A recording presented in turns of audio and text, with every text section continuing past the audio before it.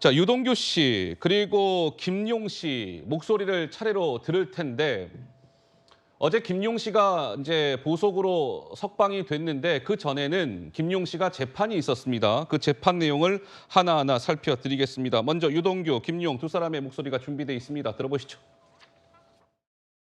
제가 좀 배신감일 수도 있는데 제가 좀 착각했다 하는 생각이 많이 들었습니다.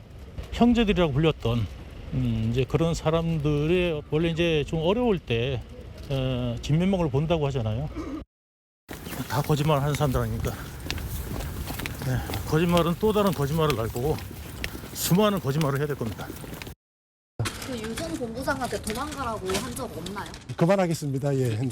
오늘 충분히 밝혔습니다. 네. 어제 이제 김용 씨가 재판이 있었습니다. 그러니까 남욱 씨로부터 2021년 4월부터 8월까지 4차례에 걸쳐 8억 4,700만 원의 돈을 받은 것. 이게 이재명의 대선 경선 자금으로 받은 것 아니냐. 이걸로 지금 김용 씨가 재판을 받고 있는데요. 자, 한번 유동규 씨는 일전에 이렇게 주장한 바가 있었습니다. 보시죠.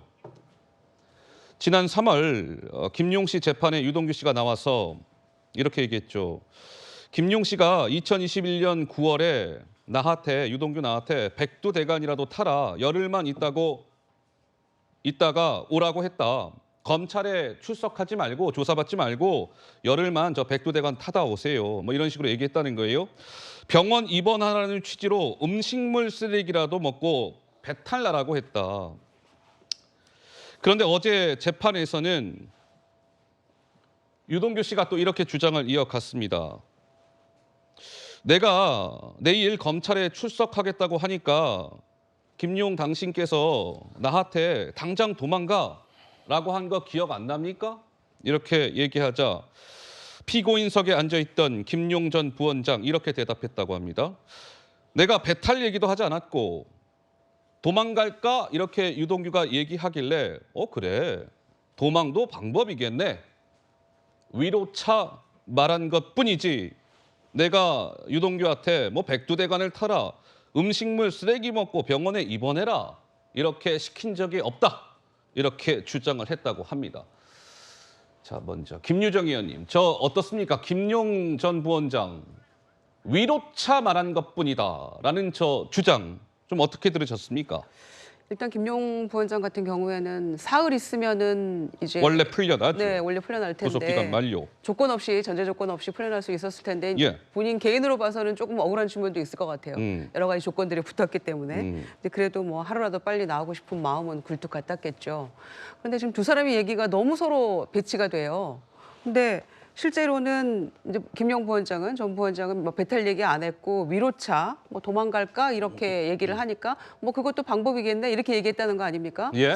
그런데 실제로는 유동규 씨가 지금 그 음식 쓰레기인지 뭔가를 먹고 지금 입원한 건 사실이거든요. 어허, 예. 먹었잖아요. 근데 맞아요. 먹었다고 했어요. 그런저런 그거 없이 그냥 본인의 생각만으로 이걸 먹고 입원을 했을까 이런 생각도 들어서 뭔가 지금 김용 전 부원장이 한 얘기 외에 더 오고 간 얘기는 있을 법도 하다 이런 생각이 들어요. 그러니까 과연 그렇게 그것도 방법이겠네 얘기했던 것이 정말 그게 위로차한 얘기일까? 실제로는 유동규 씨 얘기대로 그런 더 저간에 더 오고 간 얘기가 있지 않았을까 이런 생각이 들게 하는 대목이라서 예. 이렇게 서로 얘기가 다른 상황에서는 과연 재판부는 어떻게 판단할까? 이걸 어떤 식으로 입증해서 판단할 수 있을까? 이런 생각이 들기도 하는데요. 예.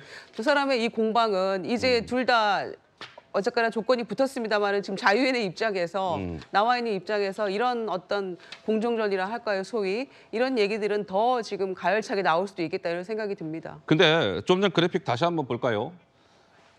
그러니까 누가 거짓말을 하고 있는지는 이제 재판부가 판단을 하겠죠.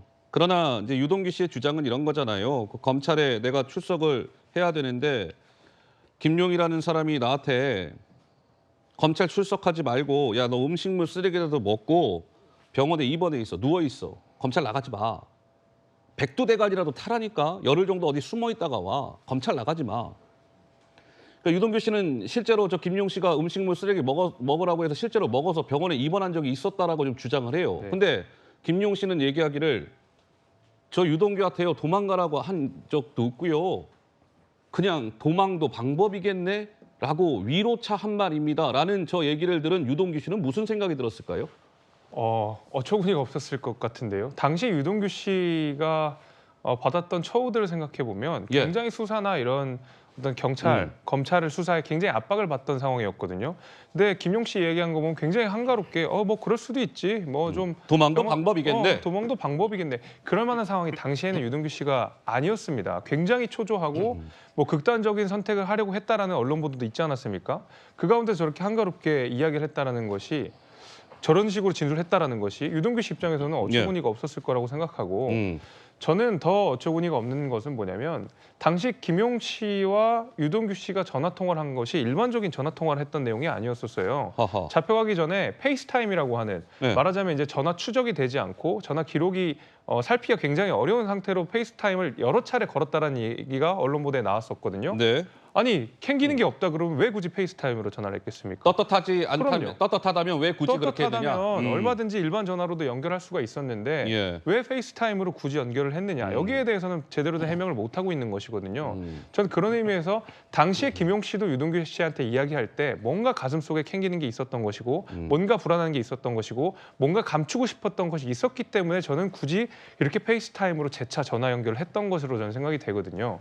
저는 그런 의미에서 아마 유동규 씨가 저렇게 김용 씨가 일방적으로 주장하는 부분에 대해서 조금 어처구니가 없었을 것 같다. 굉장히 실망스럽고 좀 억울하다 이런 생각까지 들지 않았을까 생각합니다.